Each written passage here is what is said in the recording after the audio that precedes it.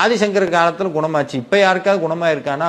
சமீபத்தில் டெல்லியிலிருந்து எனக்கு ஒரு பொண்ணு வந்து மெசேஜ் பண்ணாங்க. அவங்களுக்கு தீராத வயிற்று வலி, எவ்வளவோ ஹாஸ்பிட்டல் போயிட்டாங்க, ரீசன் கிடையாது. ஆனால் அவங்களுக்கு ஏஜோ ரொம்ப சின்ன ஏஜ், ரொம்ப மெலிஞ்சிக்கிட்டே வராங்க. இப்படி இருக்கும்போது அவங்க சொல்கிறாங்க, அப்போ தான் என்னுடைய வீடியோ எங்கேயோ பார்த்துட்டு எனக்கு பன்னீர் இலை விபூதி வேணும்னு கேட்டாங்க. நான் பன்னீர் இலை விபூதி வாங்கி கொரியர் பண்ணுறதெல்லாம் பெருசு இல்லை. ஆனால் அதுக்கு பேர் அருள் கிடையாது. நீங்கள் தவம் இருக்கணும். தவம் இருந்தால் முருகனுடைய அருள் பன்னீர் இலை விபூதியாக உங்களுக்கு வந்து கிடைக்கும். அவங்களுக்கு நான் சொன்னது ரெண்டே விஷயம்தான். சண்முக கவசம் படிங்க, வேல்மாறல் படிங்க. முருகன் உங்களுக்கு அருள் கொடுக்கணும்னு நினைச்சா நிச்சயமா கொண்டு வந்து கொடுப்பார். அந்த பொண்ணு தொடர்ந்து படிச்சிருக்கு. அப்பவும் வயிற்று வலி இருக்கத்தான் செஞ்சது.